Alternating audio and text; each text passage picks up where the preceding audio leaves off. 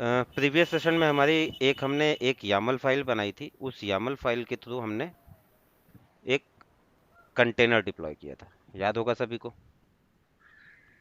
Yes भैया। हम्म, उसमें जो भी लिनक्स की कमांड है उसको अलग रखते हैं, लिनक्स की बात नहीं करेंगे अभी। लिनक्स की जो कमांड है वो मैं राइटिंग में दे दूंगा, उनको आप ट्राई कर सकते हो। लाइक फोल्डर बनाने के लिए, फाइल बनाने के लिए, फोल्डर रिमूव करने के लिए, उसको एडिट करने के लिए VI एडिटर, वो सारी लिनक्स की सेलेक्टेड कमांड्स हैं जो हमको रन करनी होती हैं।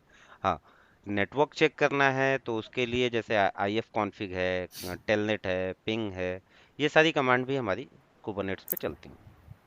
ठीक। सर लेकिन हम्म। Sorry for interrupt, hmm. We can use the if config here. Yeah, if config is the IP config or if config which is used in Linux. Okay, okay sir. Same command you can use it, or is a it's Both command required are to working. troubleshoot the networking things. Like is a Okay. telnet. If any container you have created any container and that container having a IP address, so you can check it through the telnet that you are reachable to container or not, container pod or is a services। तो अभी पहले उनके बारे में बताते हैं। Previous session में हमने ये देखा था कि कंट्रोल प्लान होता है, जो गूगल हमको कंट्रोल प्लान पे एक्सेस नहीं देता है। ठीक है, गूगल दो तरह के लाइसेंस प्रोवाइड करता है। एक होता है पर नोड बेसिस और दूसरा होता है पर पॉड बेसिस। ठीक है। Broad basis. ठीक, जिसके बारे में हमने ऊपर डिस्कस किया था। पब्लिक प्राइवेट क्लस्टर था, एक GKE ऑटो पायलट मॉड था और दूसरा स्टैंडर्ड था। GKE ऑटो पायलट मॉड में पे पर नोड, पे पर पॉड था, और GKE स्टैंडर्ड पे पर नोड था।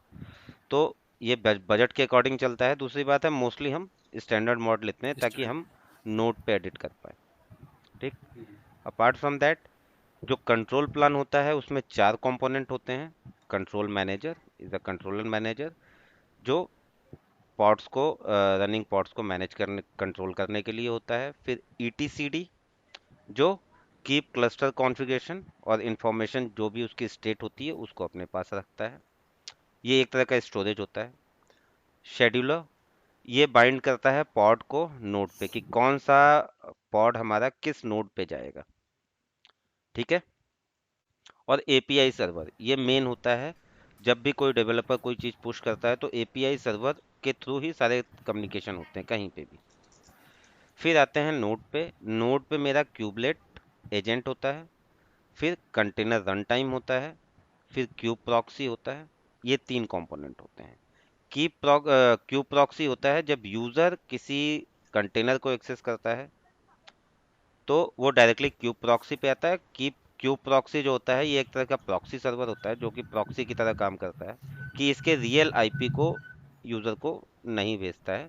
एक प्रॉक्सी IP के थ्रू उसको एक्सेस करने देता है पर्टिकुलर पॉड को। कंटेनर रन टाइम वो इन्वायरमेंट होता है जिसमें हम कंटेनर को रन करते हैं, और रन टाइम इन्वायरमेंट जो होता है उसका बेस्ट एग्जांपल जो है वो है डॉकर। ठीक, क्योंकि हम डॉकर कंटेनर ही रन करते हैं कुबरनेट्स में। कुबरनेट्स सर्विस की रिक्वायरमेंट क्यों आई हमको?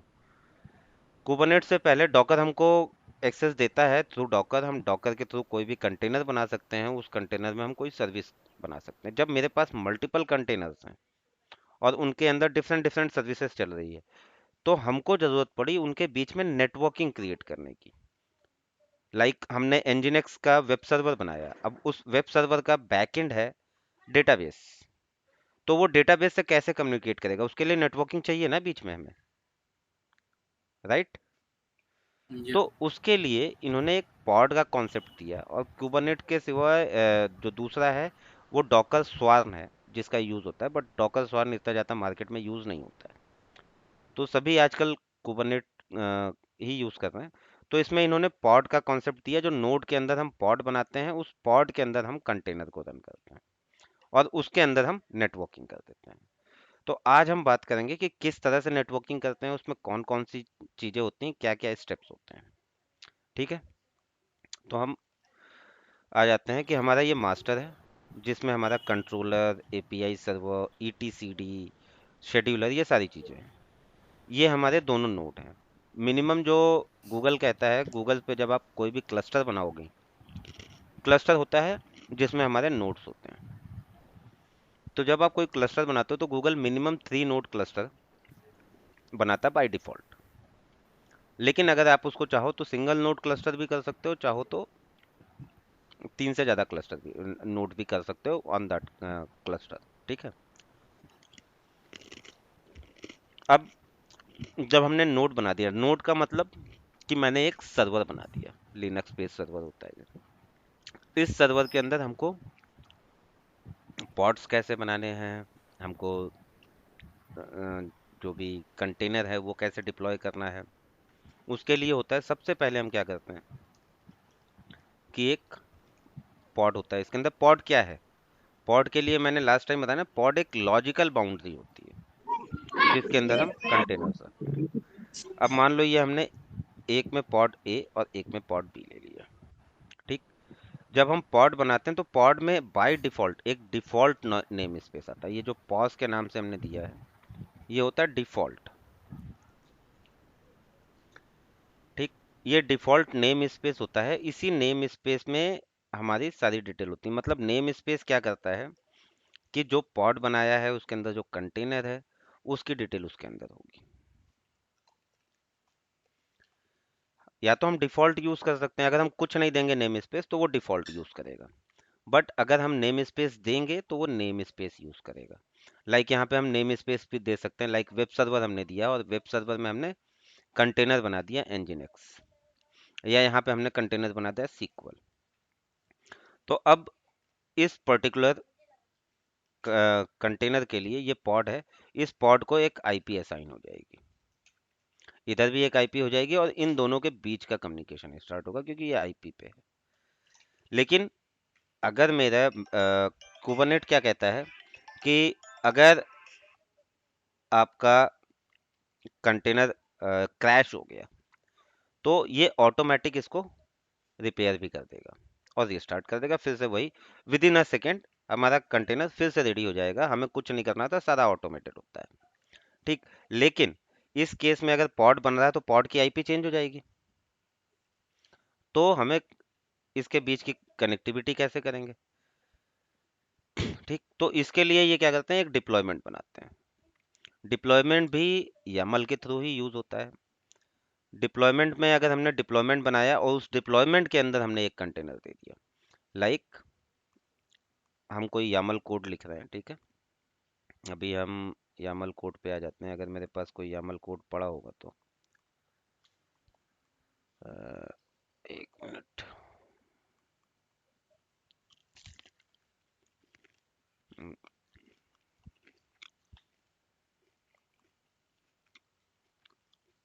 ठीक।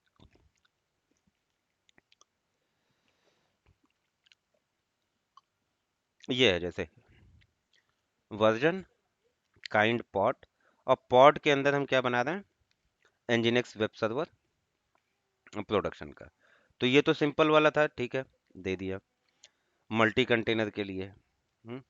अब कंटेनर के बाद अगर हम डिप्लॉयमेंट यूज कर रहे हैं या कुछ यूज कर रहे हैं तो काइंड में क्या होगा, यहाँ पे जैसे रेप्लिका सेट है ना, ऐसे यहाँ पे डिप्लॉयमेंट आ जाएगा। लाइक ये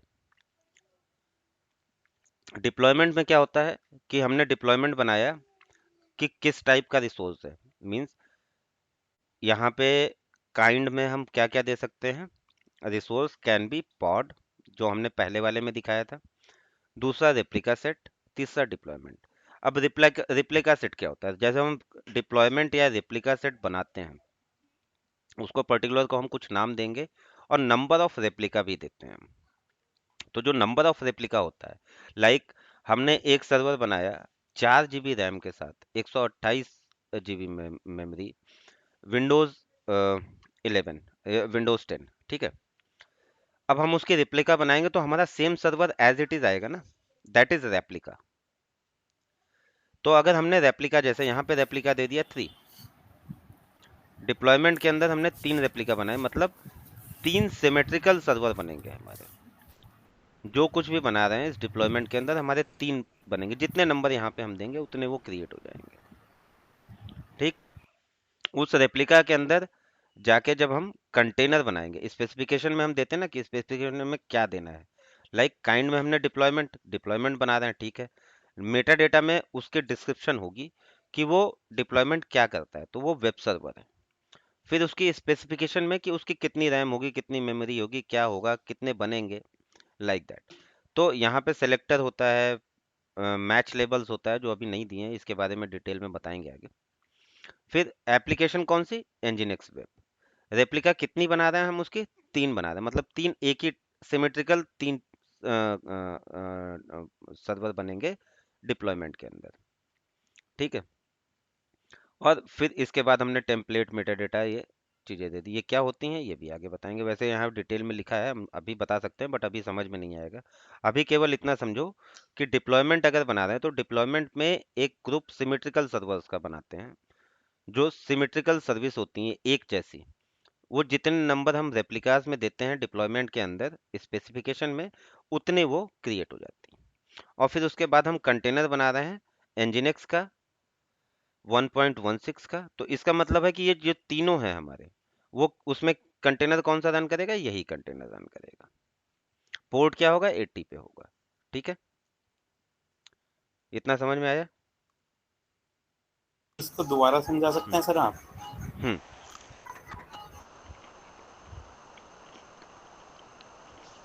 जब हम पॉड क्रिएट करते हैं तो पॉड के अंदर हम कंटेनर्स बनाते हैं, और हर एक पॉड को एक स्पेसिफिक आईपी एड्रेस मिलता है, ठीक है। और उसी आईपी के बेस पे इनकी बाइंडिंग होती है या बीच की नेटवर्किंग होती है, कि कोई फाइल यहाँ से या कोई कम्युनिकेशन यहाँ से यहाँ होना है तो इस आईपी के बेस पे ही होगा।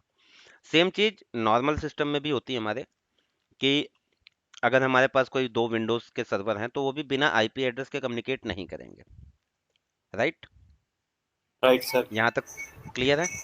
क्लियर है सर। अब जब आईपी एड्रेस मिल गया, अगर मेरा ये पॉड या ये कंटेनर क्रैश कर जाता है और फिर से दोबारा ये रिक्रिएट होता है with a new IP address, तो इसके बीच की कनेक्टिविटी हमारी फिर से ब्रेक हो जाएगी, हाँ बिल्कुल। ठीक। बिल्कुल सर। उसको प्रोटेक्ट करने के लिए उसके ऊपर ये डिप्लॉयमेंट बनाते हैं, और इस डिप्लॉयमेंट में सिमेट्रिकल सर्वर होता है। डिप्लॉयमेंट या रेप्लिका सेट, इसका मतलब ये होता है कि रेप्लिका सेट में जैसे हमने रेप्लिका बनाई, एक ही सर्वर के तीन रेप्लिका बना दी, कि जितने का पहले वाले का कॉन्फ़िगरेशन है वही कॉन्फ़िगरेशन दूसरे वाले का होगा, वही कॉन्फ़िगरेशन तीसरे वाले का होगा, ठीक। तो तीनों रेप्लिका नोड 1 के अंदर ही रहेगा? हाँ, ये डिप्लॉयमेंट के अंदर रहेगा, अच्छा। ठीक। किसी भी नोड को ले सकते हैं, नोड 1 या नोड 2, जिसमें भी हम वो डिप्लॉयमेंट या वो रेप्लिका बना रहे हैं उसके अंदर ही रहेगा वो। अब वो डिप्लॉयमेंट के अंदर ऑटोमेटिक जब डिप्लॉयमेंट बनेगा, तो जैसे यहाँ पे अगर आप इसको देखोगे तो डिप्लॉयमेंट बन रहा है, तो डिप्लॉयमेंट में हमने रेप्लिका सेट किया, और उसके बाद हमने जाके स्पेसिफिकेशन में कंटेनर्स दिया है, और लास्ट में हम कंटेनर कोई भी, चाहे हम रेप्लिका सेट यूज़ करें, ये रेप्लिका सेट है, रेप्लिका नंबर कितने हैं, नंबर ऑफ रेप्लिका या number three. Of pod desired, जितने भी चाहिए होते हैं रेप्लिका सेट में, वो हाँ। तीन बन रहे हैं, एक जैसे बनेंगे। ये जो तीन पॉड तब बन रहे हैं वो यही है, ये पॉड जो सर हमने यहाँ पे एक जब दिखाया है। हम्म। पोर्ट क्रैश करेगा तो फिर सेम आईपी उसे मिल जाएगी? आईपी डिफरेंट रहेगी, बट वो डिप्लॉयमेंट को प्रोवाइड करेगा, वो आईपी एड्रेस जो है वो पर्टिकुलर डिप्लॉयमेंट के लिए होगा, और ये दोनों डिप्लॉयमेंट एक दूसरे से कम्युनिकेट करेंगे। अगर मेरे पास मल्टीपल डिप्लॉयमेंट्स हैं तो यहाँ पे कोई आईपी जो कम्युनिकेशन हो रहा है वो डिप्लॉयमेंट की आईपी के बेस पे हो रहा है, इस पे नहीं हो रहा। तो अगर ये रिक्रिएट भी होता है तो कोई इफेक्ट नहीं, क्योंकि ये तो एज इट इज रहेगा ना डिप्लॉयमेंट मेरा। और डिप्लॉयमेंट में भी या रेप्लिका सेट में जितने भी नंबर ऑफ रेप्लिका सेट या नंबर ऑफ डिप्लॉयमेंट बनते हैं, लाइक तीन हमने बनाए, और उसमें से कोई भी क्रैश होता है वो फिर से रिक्रिएट हो जाता है, ठीक। ये एक फीचर है इसके अंदर, ऑटोमेशन के थ्रू ऑटोमेटिक होता रहता है बैकएंड से, ठीक है। इसमें हमें कोई सर्विस कॉन्फ़िगर नहीं नहीं, करनी? कुछ नहीं करना होता ओके। है, बस हमको यामल कोड में एक रेप्लिका सेट देके और उस यामल कोड को अप्लाई करके वो रेप्लिका सेट और वो जो भी उसके अंदर कंटेनर है वो हमको क्रिएट करना होता है यूजिंग द यामल कोड। ठीक है। ठीक है। अब जब ये हो गया हमारा, तो कल को अगर डिप्लॉयमेंट क्रैश कर गया पूरा पूरा, तो डिप्लॉयमेंट के ऊपर ये करते हैं सर्विस, और उस सर्विस पे वो आईपी एड्रेस आ जाता है। अब सर्विस कितने टाइप की होती है? सर्विस तीन तरह की होती है।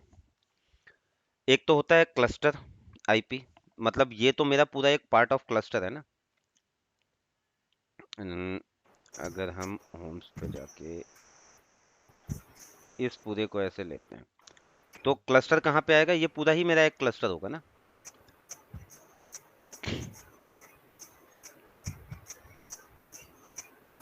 ठीक, तो ये जो बाउंड्री हो गई, ये क्लस्टर के अंदर दो नोड हो गए। तो cluster IP, particular cluster IP, यहाँ पे हमको या तो सर्विस होगी क्लस्टर आईपी, या होगी नोड पोर्ट। नोड ये हो गया हमारा, इस नोड पोर्ट के लिए, मतलब इस आईपी के साथ कॉलन में अगर पोर्ट 80 आ गया इस तरह से, तो ये नोड पोर्ट हो जाएगी, और इसको हम डायरेक्टली वेब पोर्ट उस ब्राउज़र पे जाके और इसको एक्सेस कर सकते हैं। और तीसरा टाइप जो होता है वो होता है लोड बैलेंसर का, कि अगर मुझे इसको बाहर से यूज़ करना है, एक्सेस करना है, तो बाहर से एक्सेस करने के लिए हमको यहाँ पे load balancer as a service configure करना पड़ेगा, और तब ये आएगी। ठीक, तो लोड बैलेंसर के लिए क्या होता है कि हम यहाँ पे जब ये सारी चीज़ें करते हैं ना, तो नीचे ही हम सर्विस भी कॉन्फ़िगर कर देते हैं एज ए लोड बैलेंसर। अभी ये वाला जो है मेरा, ये देख रहे हो डिप्लॉयमेंट के लिए है। इस कोड को कॉपी करके अगर हम रन कर देंगे एज ए यामल कोड, ये रन करने लगेगी। इसके बाद आता है, ये है सर्विस एज ए, जैसे काइंड हमने दे दिया सर्विस, इसी कोड को अगर हम उठा के उस कोड के नीचे रखते हैं, और नीचे रखने के लिए क्या करना, मैं बस जो पहले वाला कोड है उसके नीचे हमने दूसरा ये वाला कोड डाल दिया, तो हमारे डिप्लॉयमेंट के साथ साथ सर्विस भी एक ही यामल कोड से रन कर जाएगी। अगर हम दोनों को अलग अलग भी रखना चाहते हैं, तो दोनों यामल कोड के लिए हमको अलग अलग कमांड रन करके उसको करना होगा। कमांड क्या होती है? अप्लाई kubectl अप्लाई -f, और उसके बाद यामल फाइल नेम। तो दोनों फाइल के लिए अलग अलग चलाएंगे, तो पहले हमारा डिप्लॉयमेंट डिप्लॉय हो जाएगा। उस डिप्लॉयमेंट में जितने हमने रेप्लिका दे रखी हैं उतना हमारा पॉड बन जाएगा। फिर हम सर्विस दे देंगे तो वो सर्विस आ जाएगी। तो ये हो गया काइंड, सर्विसेज, ऐप एनजीएनएक्स वेब के लिए ले रहे हैं, और किस पोर्ट पे ले रहे हैं, और टाइप क्या है इसका। तो हमने तीन टाइप बताए हैं सर्विसेज के। कौन कौन से तीन टाइप है सौरभ?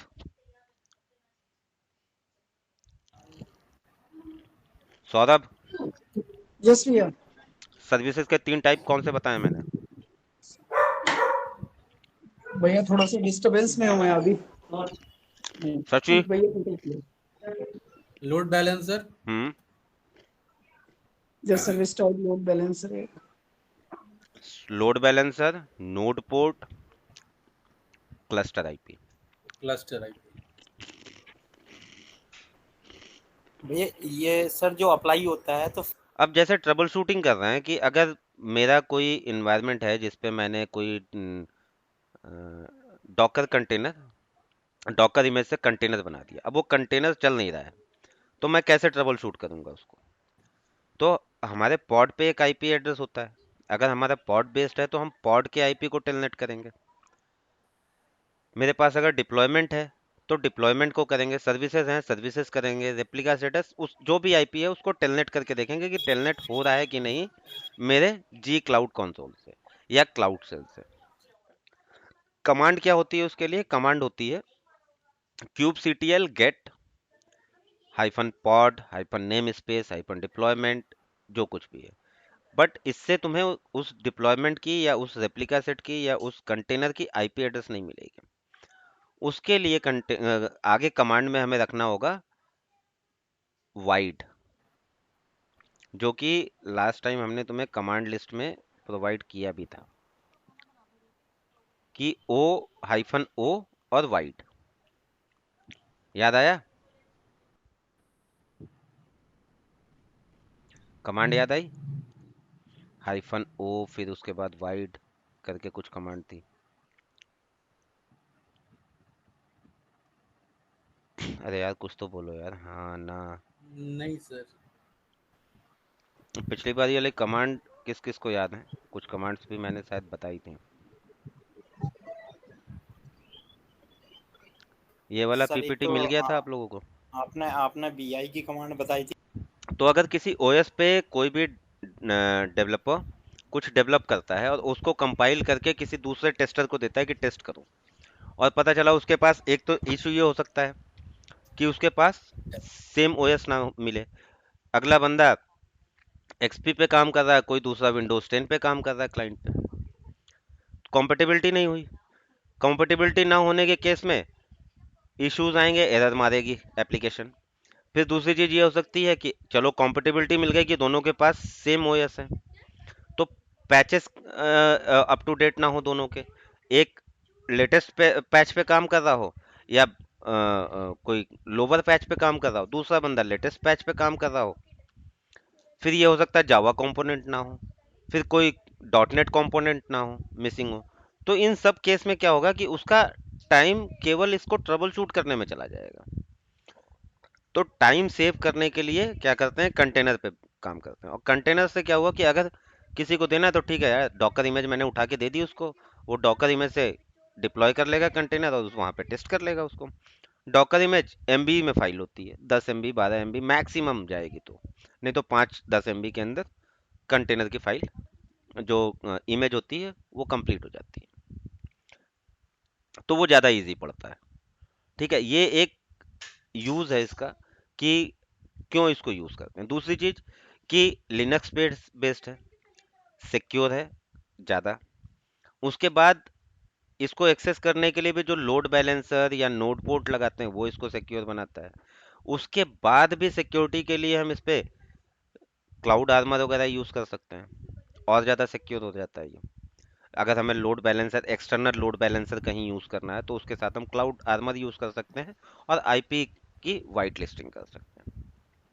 ठीक, इसके बाद हमको अगर इसको जैसे हमें देना है कि हम आईपी एड्रेस से एक्सेस ना करें, उसको पर्टिकुलर किसी यूआरएल से एक्सेस करें, कि लाइक वो दे abc.com और उसका पर्टिकुलर कंटेनर खुल जाए, तो जो कंटेनर का लोड बैलेंसर की जो आईपी होगी उसको हमें बाइंड करना होगा किसी यूआरएल के साथ। जैसे मान लो मेरा techizone.online या techizone.co.in है, उस यूआरएल से अगर हम उसको बाइंड कर देंगे और उस यूआरएल पे हम कोई पब्लिक की, प्राइवेट की या इस टाइप से करके, या उस पर हम सर्टिफिकेट अप्लाई कर देंगे, तो वो और ज़्यादा सिक्योर हो जाएगा।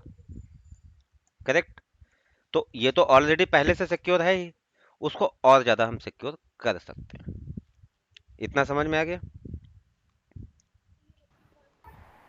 इस इमेज को समझ लो, ये हमारा 3 टाइप है, क्लस्टर आईपी, नोड पोर्ट और लोड बैलेंसर।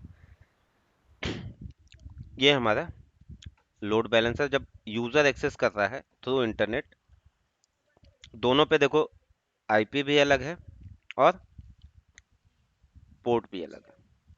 भैया ये सेशन रिकॉर्ड तो हो रहा है ना? हो रहा है। बिकॉज थोड़ा सा इलेक्ट्रिसिटी इशू हो गया तो उतना कॉन्सेंट्रेट नहीं कर पा रहा मैं, ठीक है, कर पाया तो इसको ये अभी हमारा पॉड है। फिलहाल के लिए। ठीक, इस पॉड के ये आईपी है। अगर पॉड को प्रोटेक्ट करने के लिए हमने डिप्लॉयमेंट बना दिया या रेप्लिका सेट यहाँ बनता है, तो इसको डिप्लॉयमेंट के ऊपर एक सर्विस बना दी, सर्विस को एक आईपी असाइन हो गई। अब इस सर्विस के आईपी के साथ भी हम इसको बाहर से एक्सेस नहीं कर सकते। अगर हमने सर्विस दे दी है as a load balancer, as a node port, as a cluster IP, तो इसको हम बाहर से एक्सेस नहीं कर पाएंगे, इंटरनली एक्सेस होगा ये। अब बाहर से एक्सेस करने के लिए क्या करते हैं कि हम इस पे इनग्रेस सर्विस देते हैं। इनग्रेस सर्विस मतलब इस पर्टिकुलर, अब यहाँ पे देखो दोनों की आईपी अलग अलग आ रही, तो अगर ये एक्सेस करेगा इस आईपी को तो इस नोड पे जाएगा, इस आईपी को तो इस नोड पे जाएगा।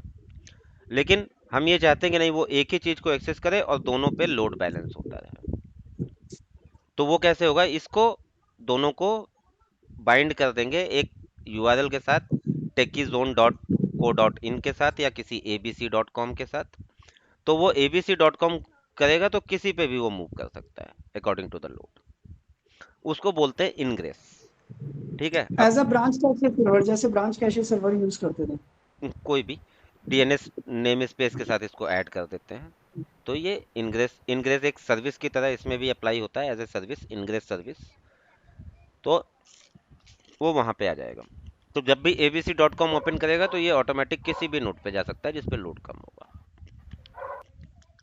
ठीक है, यहाँ तक ओके। मेथड बता रहे हैं कि कैसे अपडेट्स होते हैं। अब मान लो मेरा पॉड के अंदर 3 कंटेनर बने हुए हैं, ठीक है।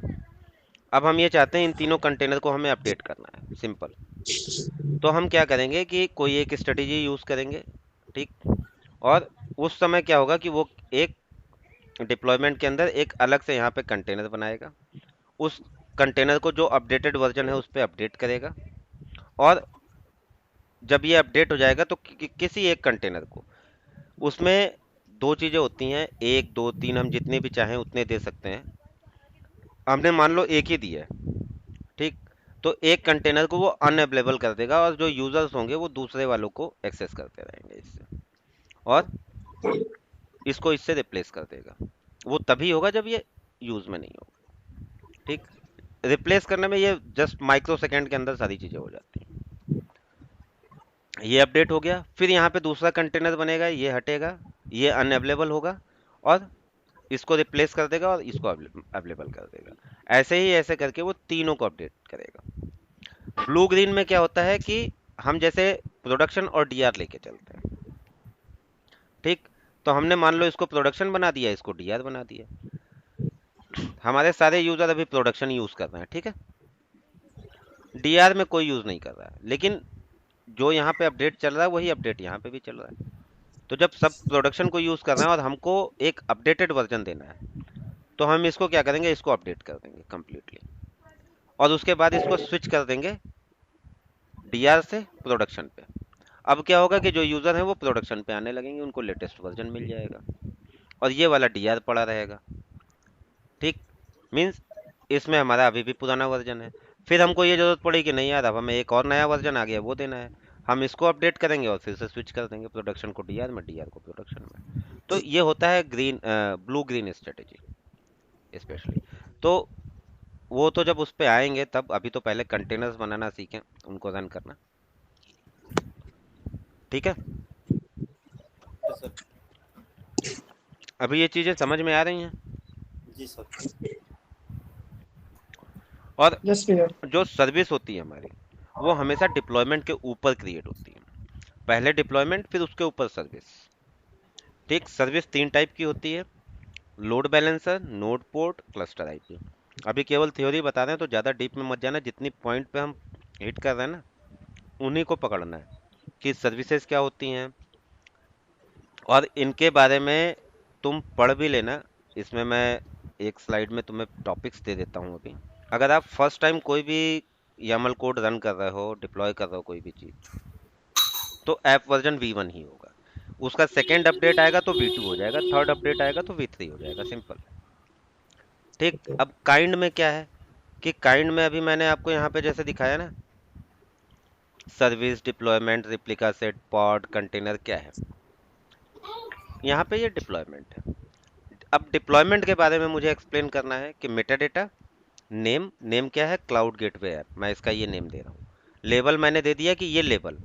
अब ये लेबल किसी दूसरे कोड में जाके अगर मैं देखूंगा तो मेटा डेटा के अंदर नेम या लेबल को मैच करेगा। तो यहाँ पे जो नेम है लेबल और का लेबल है, एग्जैक्ट क्या होगा मैंने? हम्म, लेबल का एग्जैक्ट क्या होगा मतलब? बता रहे हैं। तो यहाँ पे मैंने मेटा डेटा में जो भी डिटेल दी है कि नेम दे दिया, लेबल दे दिया, ऐप दे दिया, ठीक है। अब यही मेटा डेटा किसी दूसरी सर्विस को अगर मैं डिप्लॉय करूंगा और इसमें मेटा डेटा सेम मैच करेगा मेरा, तो वो डिप्लॉयमेंट एक दूसरे से इनबिल्ट हो जाएगा। लाइक इस क्या हो डिप्लॉयमेंट जाएगा के लिए सर? अगर मैं कोई सर्विस बना रहा हूँ तो उसमें मेटा डेटा में मैं अगर ये चीज़ें देता हूँ तो वो सर्विस इस डिप्लॉयमेंट के लिए होगी। लाइक यहाँ पे मेटा डेटा नेम सेम है तो ये चीज़ें सेम आ जाएंगी इस पे, ठीक। अगर मैंने चेंज कर दिया तो चेंज हो जाएगी, ठीक। फिर स्पेसिफिकेशन, अब इस डिप्लॉयमेंट के अंदर कितनी रेप्लिका लेना है, हमें एक लेना है, हम एक नहीं लेते हैं, 2 ले लेते हैं, ठीक है। फिर सेलेक्टर, सेलेक्टर अभी हम नहीं दे रहे हैं। सेलेक्टर में हम ये देते हैं कि सेलेक्ट किसके बेस पे करेगा, नेम के बेस पे करेगा, लेवल पे करेगा या एप्लीकेशन पे करेगा, वो देना होता है। मैच लेवल, मैच लेवल पे ये क्या चीज मैच करेगा, app, app name, app equal to ये, ठीक। तो इस वजह से ये मेटा डेटा में नेम को मैच नहीं कर रहा है। अगर मैं यहाँ पे मैच लेवल यहाँ से हटा के और नेम दे दूं, ठीक, और यहाँ पे मैं इसका नेम, क्योंकि ये नेम है मेरा सर्विस के लिए और ये नेम है मेरा मैच लेवल के लिए मेटा डेटा में, ठीक। तो ये अगर मैच लेवल हम किसी दूसरी चीज में दे रहे हैं और दोनों का मैच लेवल सेम है, मींस जो रिप्लिका सेट मेरे बनेगी दूसरी वाली भी, उसमें ये लेवल सेम आएगा मैच लेवल। मतलब यही मैच लेवल पहले पॉड में भी होगा और दूसरे में भी होगा, जो डिप्लॉयमेंट का फर्स्ट रेप्लिका और सेकंड रेप्लिका है, ठीक। इसके बाद आ रहा है कि टेम्पलेट क्या देना है, लेवल ऐप, ऐप हमने वही दे रखा है नेम। फिर इसके स्पेसिफिकेशन में देना है कि कंटेनर्स कौन सा लेना है। कंटेनर क्या बन रहा है, इसी नाम से बन रहा है। इमेज कौन सी यूज कर रहे हैं, इमेज हम यूज कर रहे हैं ये क्लाउड गेटवे 0.0.1। ये इमेज कहाँ से यूज कर रहे हैं, ये हमारा एक लिंक है वहां से। और इसको अगर हम डायरेक्टली दे सकते हैं, हम चलो इसको हम दे देते हैं NGINX, एनजिनक्स, ठीक। अब एनजिनक्स के लिए अगर हम जाके डॉकर हब में देखेंगे, जो वर्जन है वो यहाँ पे हम दे दें, और नहीं तो ये ऑटोमेटिक लेटेस्ट वर्जन ले लेगा। और अगर फिर भी नहीं हमें समझ में आ रहा है, हमें लेटेस्ट देना है, तो हमने यहाँ पे कॉलन देके लेटेस्ट वर्जन कर दिया, ठीक है। इमेज पुल पॉलिसी ऑलवेज, मीन्स जितनी बार इसको हम डिप्लॉय करेंगे वो उतनी बार इमेज को पुल करेगा, कहाँ से, डॉकर हब से। कंटेनर पोर्ट कौन सा है, 9191, ठीक है। इतना समझ में आया। अब इस कंटेनर पे, मीन्स जो हमारा यहाँ मैंने कंटेनर बनाया, इस कंटेनर पे मतलब डिप्लॉयमेंट और ये आ गया। अब इसके लिए हम डिप्लॉयमेंट के ऊपर एक सर्विस भी डिप्लॉय करना है हमको, ठीक है। तो हमने 3 डॉट देके नीचे सर्विस भी कॉन्फ़िगर कर दी सेम फाइल में। हम चाहें तो इसके लिए अलग फाइल रख के उसको भी रन कर सकते हैं, बट हम सेम फाइल में दे रहे हैं। App version V1, kind service, Meta data, name ये दे दिया, सर्विस का नाम हो गया, टाइप लोड बैलेंसर, किस पोर्ट पे चलेगा, 90 पे, और टारगेट पोर्ट क्या है, 9191, प्रोटोकॉल TCP, और ये हमने इसको कॉपी कर लिया। अब इसको रन करने से पहले हमको यहाँ पे भी जाके देखना होगा कि मेरे पास ऑलरेडी कोई,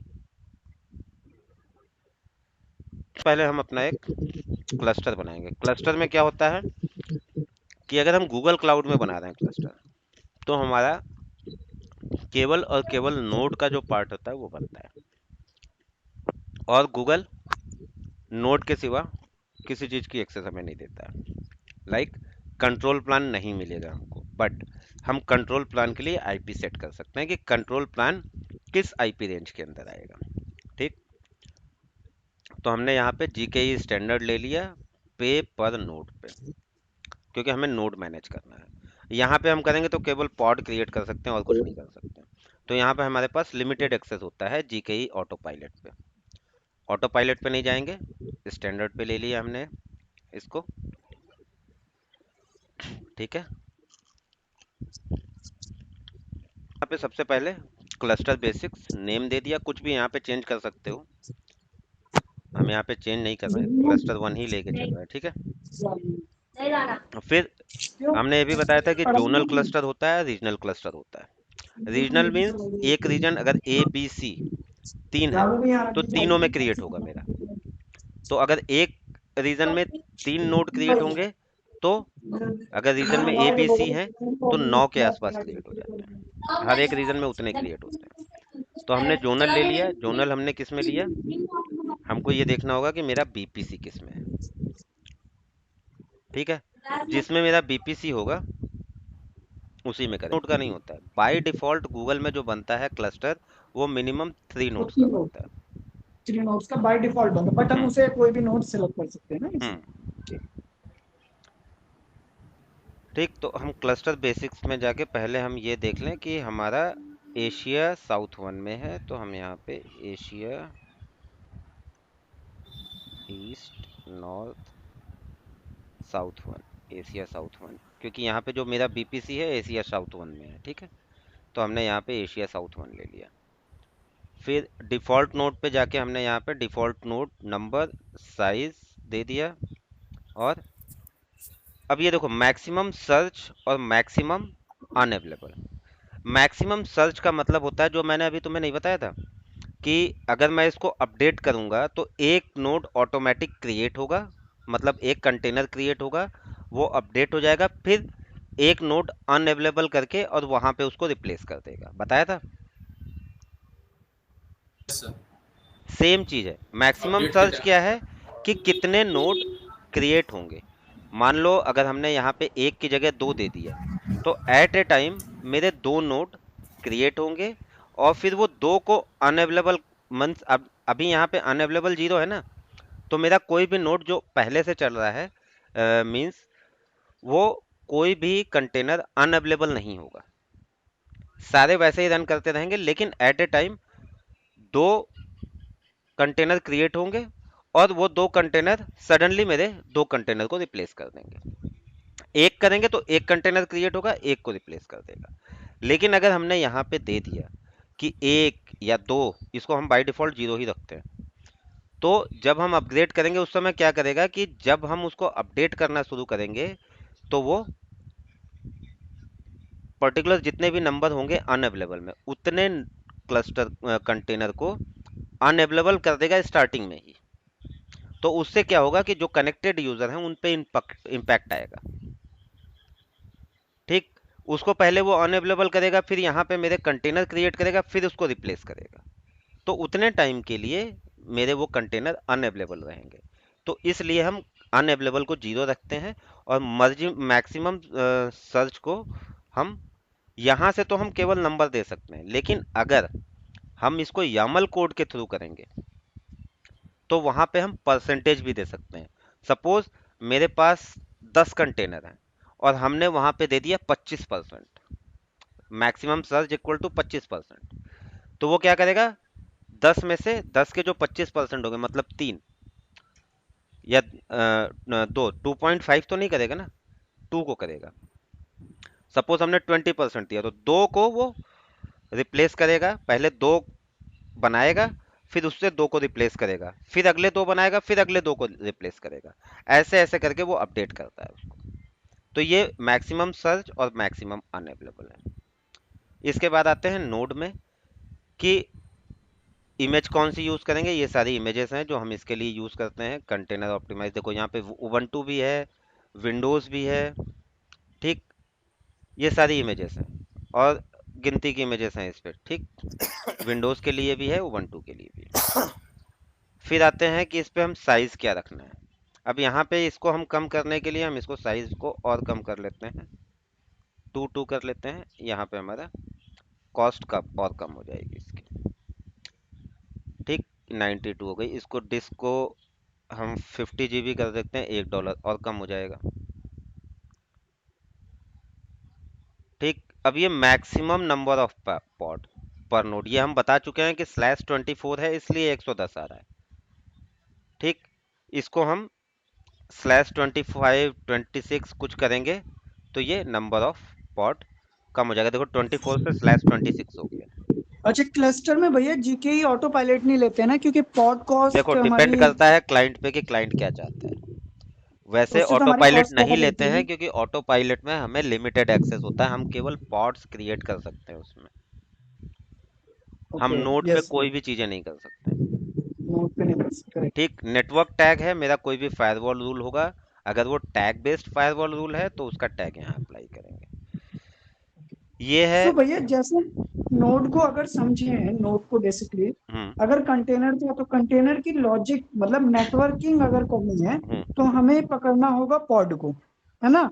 हमें और कुछ नहीं पॉड, पकड़ना होगा, वो ऑटोमेटिक जब हम सर्विस डिप्लॉयमेंट रेप्लिका सेट या load hmm. Load balancer, node port, cluster IP कुछ भी क्रिएट करते हैं, तो वही ऑटोमेटिक हम्म।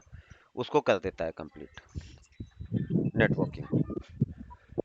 हमें नेटवर्किंग स्पेशली नहीं करनी होती कहीं पे भी, वो बेस्ड तो होती है बेसिकली कि हम अगर क्या चीज क्रिएट कर रहे हैं, किस डिप्लॉयमेंट के लिए कौन सी सर्विस दे रहे हैं। और दूसरी चीज है कि हम इसके बीच लेबलिंग कैसे कर रहे हैं, मेटा डेटा कैसे लगा रहे हैं। अगर हम लेबल दो सभी के सेम दे रहे हैं तो वो एक ही सर्विस से रिलेटेड हो जाएगी। और जैसे नोड के अंदर हमारे पॉड्स क्रिएट हो रहे हैं, हम्म। ठीक है, इनके लिए भी पर्टिकुलर एक नोड्स पे एक आईपी आ रही है और पॉड्स पे अलग अलग आईपी जा रही होगी इंटरनल। अभी तो जब ये वहां पे तुम आपस में ये कनेक्ट सारे होंगे जो कंफ्यूजन, तुम। ये सारे कंफ्यूजन तब तुम्हारे क्लियर हो जाएंगे जब तुम खुद से डिप्लॉय करके देखने लगोगे। ओके। अगर हम इसकी बात करें तो ये हमारी तब आ रही है जब मेरे पास डिप्लॉयमेंट वगैरह कुछ नहीं है, तो मेरे पास पॉड आईपी आ रही, पॉड पे भी आईपी आएगी, डिप्लॉयमेंट के लिए सर्विस के लिए भी आईपी आएगी। लेकिन जो इनके आईपी बीच आएगी की करेक्ट। नेटवर्किंग होगी, जब हम सर्विस क्रिएट करेंगे तो वो सर्विस टू सर्विस होगी। मींस यहाँ से अगर किसी कंटेनर को कम्युनिकेट करना है यहाँ के किसी कंटेनर से, तो वो डिप्लॉयमेंट के थ्रू सर्विस पे जाएगा, ये सर्विस इस सर्विस से कनेक्ट होगी और फिर वो कंटेनर पे आ जाएगी। लेकिन अगर ये डिप्लॉयमेंट और सर्विस नहीं है, तब हमारे दोनों कंटेनर को करना है, तो पॉड टू पॉड कम्युनिकेशन होगा। मींस ये पॉड इस पॉड को भेजेगा, ये पॉड चेक करेगा कि ये किसके लिए है, उस पर्टिकुलर कंटेनर पे भेज देगा। ठीक है। सर कभी ऐसा तो नहीं होता कि नोड वाली जो आईपी होती हैं, फॉर एग्जांपल सर्विसेज वाली आईपी हैं, तो वो डिफरेंट डिफरेंट तो नहीं होती सर? नहीं, अलग अलग, क्योंकि अलग अलग नेटवर्क के हुए तो वो देखो, आपस में अगर कम्युनिकेट ही नहीं अगर हम करेगा। किसी पर्टिकुलर उसके लिए लेके चल रहे हैं कि मेरे दो नोड हैं, दोनों पे अलग अलग सर्विस है, तो दोनों के आईपी भी अलग अलग होंगी। ठीक है। वो आईपी ठीक है। अलग होगी तभी तो कम्युनिकेशन करेगा, नहीं तो आईपी लैप्स करने लगेंगी ना, दोनों पे सेम आईपी जाएंगी तो नहीं, फिर तो। नेटवर्क का अगर अलग होगा तो नेटवर्क का मतलब? मान लो कोई नेटवर्क सेक्शन कैसे होगा, वन लैन एक वीलैन एक कैसे अलग एक होगा? क्लास ए का है सर नहीं और होगा, एक आईपी क्योंकि क्लास हम सी का यहाँ है। पे जो दे रहे हैं सीआईडीआर रेंज, उसी सीआईडीआर रेंज में से वो बन रहे हैं, तो मतलब अच्छा क्लास ठीक तो है, सभी की सेम होगी। सेम रहेगी सर। उसी में से डिवाइड हो रहा है ना वो। अब या तो हम यहाँ से दे सकते हैं इसको, या अगर हम इसको छोड़ देंगे तो ये ऑटोमेटिक क्रिएट भी हो जाएगा वहाँ पे। Okay sir. ठीक। फिर आते हैं सिक्योरिटी पे। सिक्योरिटी पे हम कुछ खास नहीं देना चाह रहे हैं। मेटा डेटा, मेटा डेटा यही होता है इंफॉर्मेशन कि लेबल्स हमें क्या देने हैं। ठीक। अब मान लो हमें यहाँ पे लेबल ऐड करना है, हमने की कोई यहाँ ऐड कर दी, वैल्यू यहाँ ऐड कर दिया, तो सभी पे ये लेबल चला जाएगा हमारा। मींस ये एक तरह से टैगिंग होती है कि इसके लिए हमने ये टैग लगा दिया कि डेटाबेस की फाइलें एक जगह रखी हुई हैं, वेब सर्वर की फाइलें एक जगह लगी हुई हैं। ठीक है। फिर आते हैं ऑटोमेशन पे। ऑटोमेशन पे हम ज़्यादा कुछ करेंगे नहीं, रीज़न बिहाइंड कि यहाँ पे हमारा ऑटो क्रिएट कैसे होगा। ये देखो, वर्टिकल पॉड ऑटो स्केलिंग जो बताया था पहले भी, फिर नोड ऑटो प्रोविजनिंग ये भी बताया था, तो इसमें ज़्यादा डिटेल में नहीं जाएंगे। फिर आता है पब्लिक क्लस्टर और प्राइवेट क्लस्टर। अगर हम पब्लिक क्लस्टर ले रहे हैं तो ये सारी ऑप्शंस हैं, like cluster default pod address range हमको देना होगा, कितने हमें यहाँ पे पॉड्स क्रिएट कर सकते हैं वो देना होगा, सर्विस एड्रेस रेंज देना है। अगर हम इसको लेके हटा दें प्राइवेट क्लस्टर आईपी पे, मींस जो क्लस्टर है वो मेरा प्राइवेट है, अब केवल ऑर्गेनाइजेशन के थ्रू ही एक्सेस होगा, कोई बाहर का आदमी नहीं एक्सेस करेगा उसको।